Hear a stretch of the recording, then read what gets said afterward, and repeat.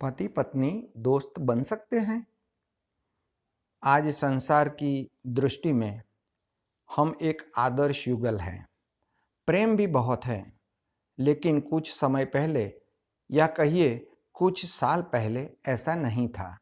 उस समय तो ऐसा प्रतीत हो रहा था कि संबंधों पर समय की धूल जम रही है। मुकदमा 2 साल तक चला था तब। आखिर पति पत्नी के तलाक का मुकदमा था। तलाक के केस की वजह बहुत ही मामूली सी बातें थी। इन मामूली सी बातों को बढ़ा चढ़ाकर बड़ी घटना में ननद ने बदल दिया था। नील ने आव न देखा ताव न देखा और जड़ दिए 2 थप्पड़ मुझसे ही अपमान सहा नहीं गया। ये मेरे आत्मसम्मान के खिलाफ था। वैसे भी शादी के बाद हमारा रिश्ता सिर्फ पति पत्नी का ही था। उस घर की मैं सिर्फ जरूरत थी। सास को मेरे आने पर अपनी सत्ता हिलती लगने लगी। इसलिए रोज एक नया बखेड़ा। नील को मुझसे ज्यादा अपने परिवार पर विश्वास था और उनका परिवार उनकी माँ तथा एक बहन थी। मौका मिलते ही मैं अपने बेटे को लेकर अपने घर चली गई। मुझे इस तरह देखकर माता पिता सकते में आ गए। मुझे बहुत समझाने की कोशिश की, पर मैंने तो अलग होने का मन बना लिया था। मेरी जिद के आगे घुटने टेक दिए। दोनों ओर से अदालत में केस दर्ज कर दिया गया था। वो चाहते तो मामले को रफा दफा भी किया जा सकता था, पर नील ने इसे अपनी तौहीन समझी। इनके रिश्तेदारों ने मामले को और पेचीदा बना दिया। न सिर्फ पेचीदा बल्कि संगीन। सब रिश्तेदारों ने उसे खानदान की नाक कटना कहा। यह भी कहा कि ऐसी औरत पतिव्रता नहीं होती। इसे घर में रखना अपने शरीर में बुखार पालने जैसा है।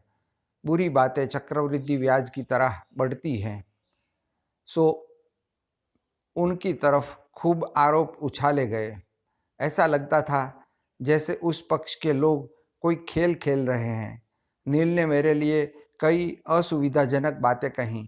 मुझ पर चरित्रहीनता का तो हमने दहेज उत्पीड़न का मामला दर्ज कराया। 7 साल शादीशुदा जीवन बिताने और एक बच्चे के माता पिता होने के बाद आज दोनों तलाक के लिए लड़ रहे थे। हम पति पत्नी के हाथ में तलाक के लिए अर्जी के कागजात थे। दोनों चुप थे, दोनों शांत। मुकदमा 2 साल तक चला था। 2 साल तक हम पति पत्नी अलग रह रहे थे और इनमें 2 साल में बहुत कुछ झेला। मैंने नौकरी ढूंढ ली थी। बेटे का दाखिला एक अच्छे स्कूल में करा दिया था। सबसे बड़ी बात, हम दोनों में से किसी ने भी अपने बच्चे की मनःस्थिति नहीं पढ़ी थी। बेटा हमारे अलग होने के फैसले से खुश नहीं था, पर सब कुछ उसकी आंखों के सामने हुआ था तो वह चुप था। मुकदमे की सुनवाई पर दोनों को आना होता था।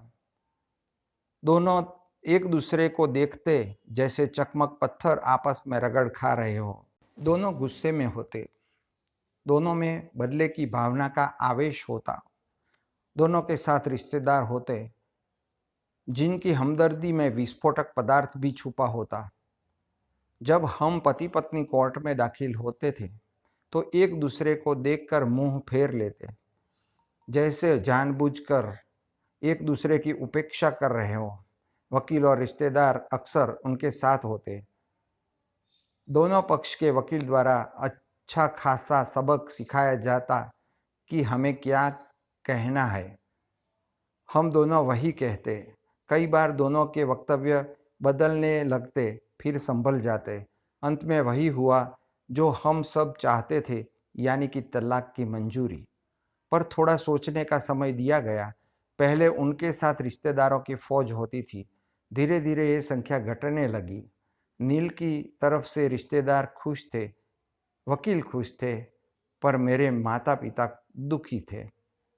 अपनी अपनी फाइलों के साथ मैं चुप थी और नील खामोश।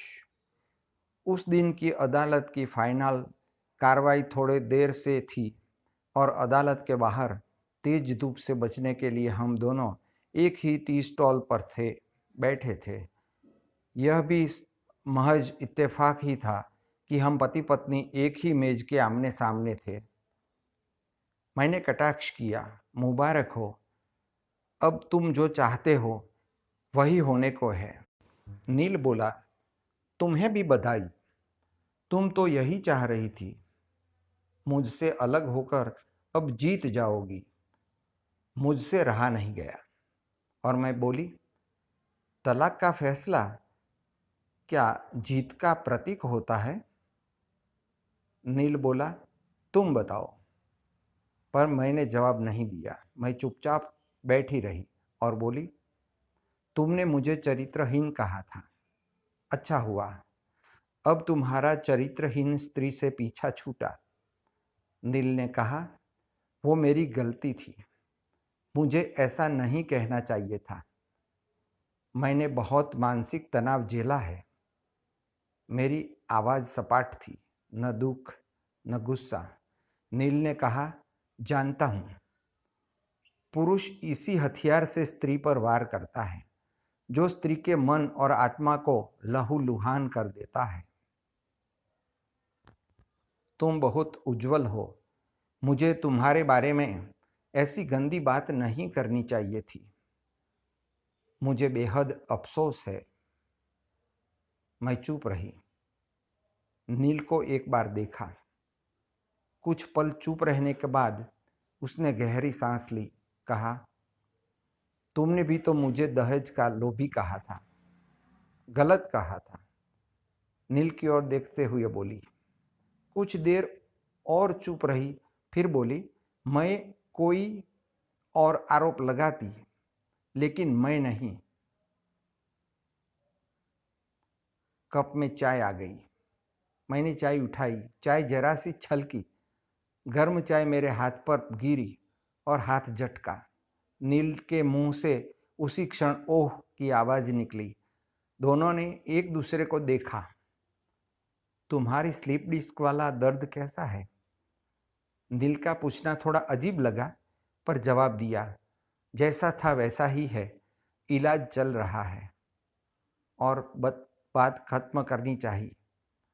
तुम्हारे हार्ट की क्या कंडीशन है? फिर अटैक तो नहीं पड़ा? मैंने पूछा।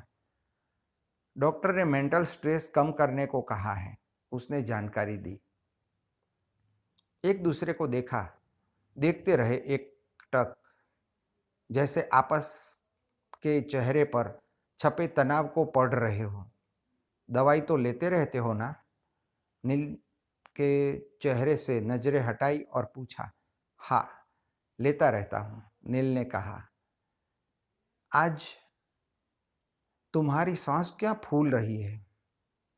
बीपी की गोली समय से लेते हो ना? हमदर्द लहजे में कहा। आज भूल गया शायद, कुछ इसी वजह से, और कुछ कहते कहते वो रुक गया। कुछ तनाव के कारण। मैंने उसकी बात पूरी की। वो कुछ सोचते रहे, फिर बोले, तुम्हें 15 लाख रुपए देने हैं और 20,000 रुपये महीने भी। हाँ, फिर? मैंने पूछा। आनंद में फ्लैट है ना, तुम्हें तो पता है। मैं उसे तुम्हारे नाम कर देता हूँ। 15 लाख रुपये फिलहाल मेरे पास नहीं है। उसने अपने मन की बात कही। आनंद वाले फ्लैट की कीमत तो 30 लाख रुपया होगी, मुझे सिर्फ 15 लाख चाहिए। अपनी बात स्पष्ट की मैंने। बेटा बड़ा हो गया है, सो खर्च होते हैं, वे बोले। वो तो तुम 20,000 रुपया महीना मुझे देते रहोगे? मैं बोली, हाँ हाँ, जरूर दूंगा।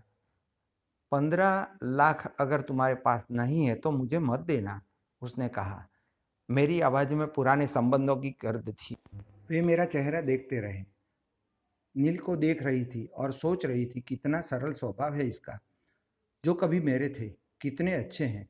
मैं ही शायद कहीं समझने में, शायद नील भी वही सोच रहा था। दूसरों की बीमारी की कौन परवाह करता है? ये करती थी परवाह, कभी जाहिर भी नहीं होने देती थी। कितनी संवेदना है इसमें। मैं अपनी क्रोध के नशे में रहा। काश जो मैं उसके जज्बे को समझ पाता। हम दोनों चुप थे, बेहद चुप, दुनिया भर की आवाज़ें से मुक्त होकर खामोश। दोनों भीगी आंखों से एक दूसरे को देखते रहे। मुझे एक बात कहनी है, उसकी आवाज़ में झिझक थी। कहो। मैंने सजल आंखों से उसे देखा। डरता हूँ, नील ने कहा। डरो मत, हो सकता है तुम्हारी बात मेरे मन की ही बात हो। तुम बहुत याद आती रही, वे बोले। तुम भी, मैं एकदम बोली। मैं तुम्हें अब भी प्रेम करता हूँ। मैं भी, तुरंत मैंने कहा। दोनों की आंखें कुछ ज़्यादा ही सजल हो गई थी। दोनों की आवाज़ जज्बाती और चेहरे मासूम। क्या हम दोनों जीवन को नया मोड़ नहीं दे सकते? नील ने पूछा। कौन सा मोड़? पूछी बैठी। मुझे माफ़ कर दो, मैं गलत था। सच कह रही थी तुम। मैंने कभी तुम्हारी इच्छाओं का नहीं समझा। मैं तुम्हारा गुनहगार हूँ। तुम्हारी इच्छाओं का गला घोंटा है मैंने। उनके इस भोलेपन ने मुझे एक पल में पिघला दिया। खुद को रोक न सकी और उनकी बाहों में सरे बाजार समा गई। उनकी आंखों से झरते आंसुओं से मेरा माथा गीला हो रहा था। अब हम हमेशा साथ रहेंगे, एक पति पत्नी की नहीं बल्कि बहुत अच्छे दोस्त बनकर। ये पेपर, ये अर्जी, मैंने पूछा, फाड़ देते हैं? नील ने कहा और अपने हाथ से तलाक का कागजात फाड़ दिए। हम दोनों उठ खड़े हुए, एक दूसरे के हाथ में हाथ डालकर मुस्कुराए। सामने से आ रहे दोनों पक्षों के वकील हैरान परेशान थे। अब हम दोनों अच्छे दोस्त बन गए हुए हैं। यह जरूरी नहीं कि अदालत से ही कोई केस का निपटारा हो जाए। आपस में भी हम यह कर सकते हैं। आपकी क्या राय है? कमेंट जरूर करिएगा। सब्सक्राइब करना ना भूलें।